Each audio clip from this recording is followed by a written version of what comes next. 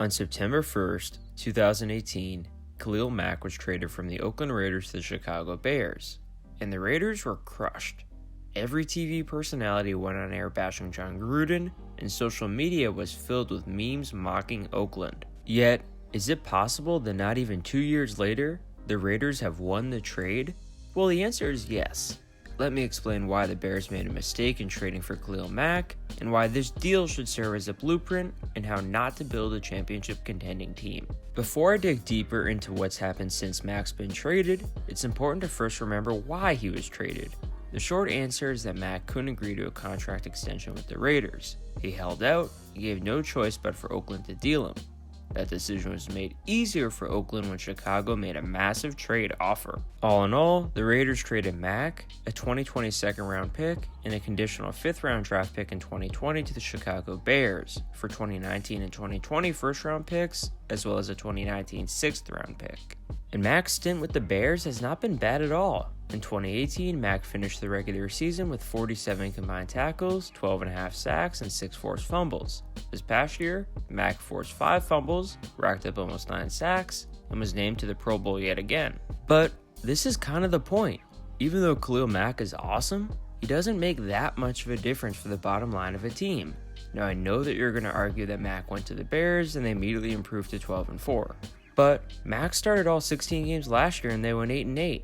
So was the 2018 season a fluke, largely bolstered by unprecedented injury luck? Or is there something more to Mack's impact on team success? Allow me to provide more evidence via NBC Sports Chicago. In Mack's 4 years in Oakland, he started every single game, but the Raiders allowed the most points per game of any team in 2014, Mack's rookie year. Here are their other scoring defense ranks from 2015 to 2017, 22nd, 20th, and 20th. Even more interestingly, in 2016, the only year that the Raiders made the playoffs, with Mack on the roster, they finished last in the NFL and only generating a sack on 4.6% of opposing passing plays, and that was with Mack notching 11 sacks. By DVOA, the Raiders finished 26th, 15th, 22nd, and 29th in Mack's 4 years in Oakland. All this while Mack racked up over 40 sacks and was named an All-Pro twice. So, it sort of seems that Mack's individual presence is not enough to totally transform a defense and team. With this established, we can now discuss why the Mack trade was so damaging to the Bears' future. And again, I want to emphasize, Khalil Mack is really good, and he's a positive player for the Bears. But in order to acquire him, Chicago has dampened their immediate prospects. First, giving up 2 first-round picks is significant. The first round is where teams find stars and have the ability to maintain them on a franchise-friendly contract for up to 5 years. It's one thing when you're a title-contending team giving up a late first-rounder, and it's a completely different thing when you go 8-8 and give up a pick in the middle of the first round, aka the 2019 Bears. Yet the more steep price on Chicago's future may be tied to their financial commitment to Mack. Shortly after the trade, Mack signed a 6-year deal worth $141 million, featuring $90 million guaranteed, becoming the highest paid defender in NFL history at the time. That's over $23 million per year going to a singular defensive player. That's so much money. And I don't care how good you are, there are approximately 0 D linemen or edge rushers that can provide value on a $141 million contract.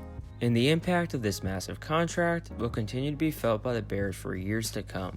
Next offseason, they are projected to have the 5th smallest amount of cap space out of any team in the NFL. See, the Bears traded for Mack with the assumption that they would have a quality QB in a rookie contract. Mitchell Trubisky is not a quality QB, and Mack's contract has made it much more difficult for Chicago to find a legitimate, alternative, long-term solution at the position. So, the Bears not only hurt their future by trading 2 extremely valuable draft picks, but they also restricted their cap flexibility, limiting the amount they'll be able to spend in free agency and the types of players that they could obtain in trades or extend that are already on the roster. Before I conclude, I'll also address another common point raised. I know that many of you will bring up the players that the draft picks of the trade turned into, and I'll be honest, I don't think that they're relevant in this discussion. If you want to see them, you can look at this graphic, but they're really not important in this context. Sure, it's important for the future success of the Raiders that these draft picks pan out, but one has to evaluate a trade based off of the value proposition that existed at the time of the trade. Then and now, it's always been abundantly clear that the Raiders made a good trade. And Jon Gruden deserves a heartfelt apology from a lot of media members and Twitter users. And that'll do it for this one. Share the video with your friends and feel free to subscribe to the channel. Comment, what are your thoughts on Khalil Mack? What is the worst trade in recent NFL history?